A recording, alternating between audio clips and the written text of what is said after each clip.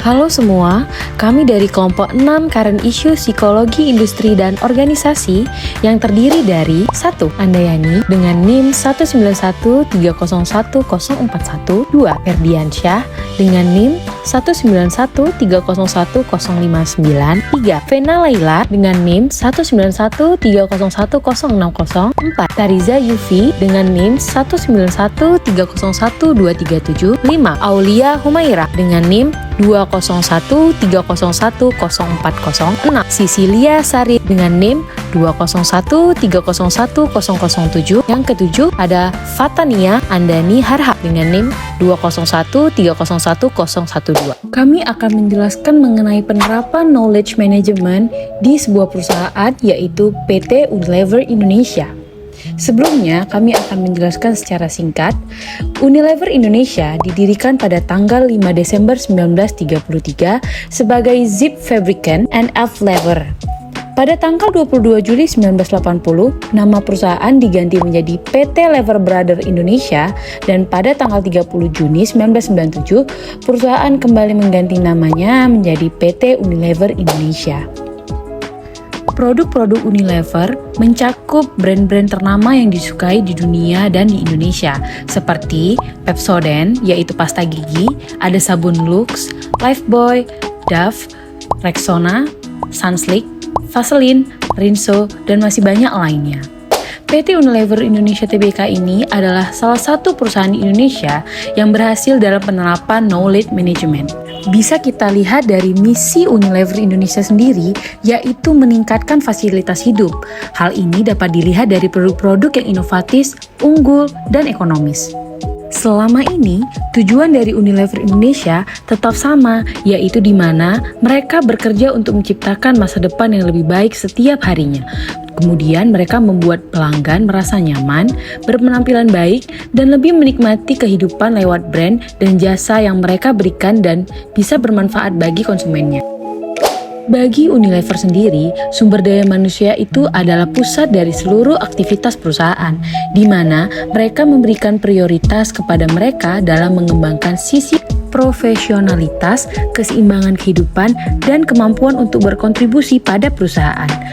Perusahaan Unilever Indonesia memiliki lebih dari 6.000 karyawan yang tersebar di seluruh Nusantara. Perusahaan Unilever Indonesia ternyata mempunyai tanggung jawab sosial, yaitu dengan menjalankan program Corporate Social Responsibility yaitu CSR yang luas. Kemudian ada 4 pilar program, yaitu yang pertama lingkungan, nutrisi, hygiene, dan pertanian berkelanjutan.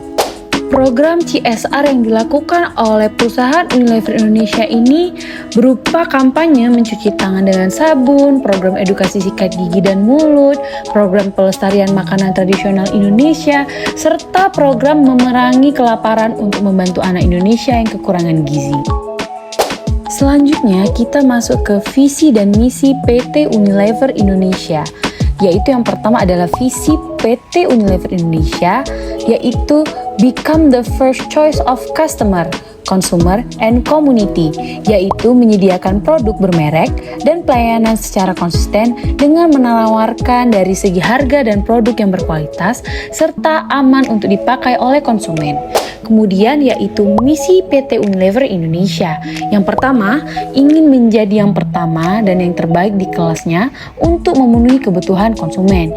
Yang kedua, menjadi rekan yang utama yang terbaik bagi pelanggan, konsumen, dan komunitasnya.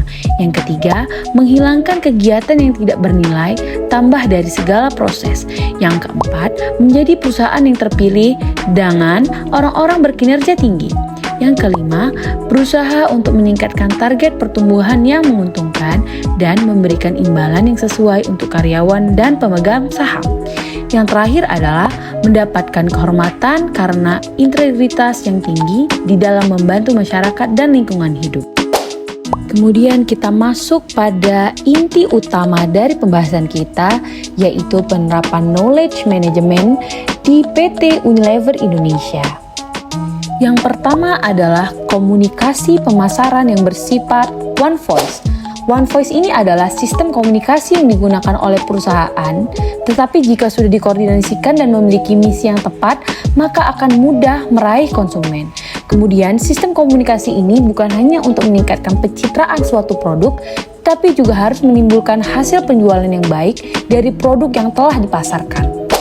Kemudian yang kedua, ada pengembangan SDM atau sumber daya manusia. Di dalam bagian ini, karyawan adalah aset yang berharga bagi Unilever Indonesia.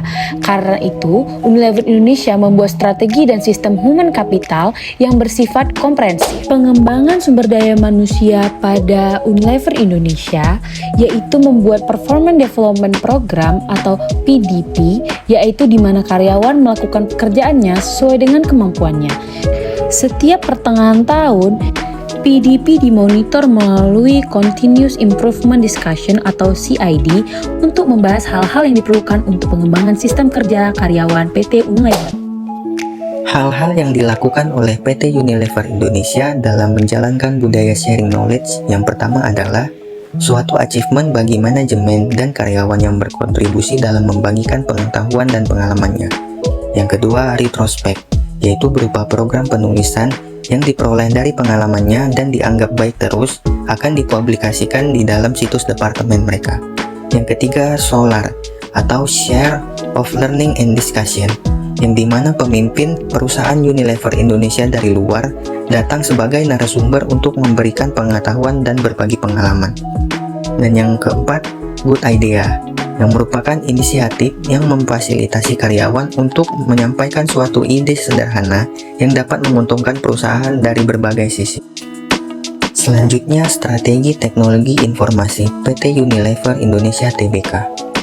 PT Unilever Indonesia menjalankan sistem IMC atau Integrated Marketing Communication, yaitu strategi yang menjelaskan bahwa perusahaan akan menggabungkan semua sarana komunikasi untuk menyampaikan pesannya dengan jelas serta juga sebagai cara agar bisa lebih dekat dengan customer, supaya customer juga bisa lebih mengenal produk dari perusahaan mereka.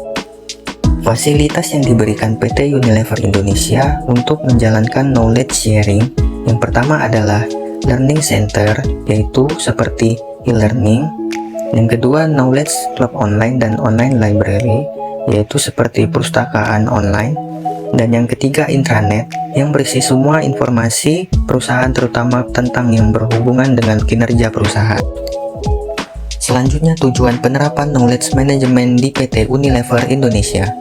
Implementasi knowledge management bagi suatu perusahaan itu sangat diperlukan, karena akan memberikan suatu dampak positif pada proses bisnisnya secara langsung maupun tidak langsung. Berikut beberapa manfaat knowledge management bagi perusahaan Unilever. Yang pertama, adanya penghematan waktu dan biaya, yaitu bagaimana perusahaan memanfaatkan waktu dan biaya yang ada untuk melakukan hal-hal yang berdampak positif bagi perusahaan. Yang kedua, peningkatan pada aset pengetahuan, yaitu di mana untuk membantu karyawan agar bisa lebih kreatif dan bisa berinovasi dalam pengembangan produk untuk perusahaan. Yang ketiga, peningkatan kemampuan beradaptasi terhadap lingkungan bisnis. Yang keempat, peningkatan produktivitas, yaitu sebuah pengetahuan yang sudah ada akan digunakan untuk pengembangan produk lain, sehingga produktivitas dari suatu perusahaan akan terbantu dan meningkat. Selanjutnya, dampak dari penerapan sistem knowledge management. Knowledge management yang diterapkan pada PT Unilever terbukti menyertai langkah perusahaan ke arah yang lebih baik. Tercatat pada tahun 2011, penjualan mencapai 23,5 triliun, naik 19,2% dari tahun 2010. Laba usaha mencapai 5,5 triliun dengan margin usaha 23,2%, sementara arus kas bersih naik 50,9% menjadi 5,5 triliun. Sekian penjelasan yang dapat kami berikan, lebih dan kurangnya mohon maaf. Kami dari kelompok 6 undur diri. Terima kasih.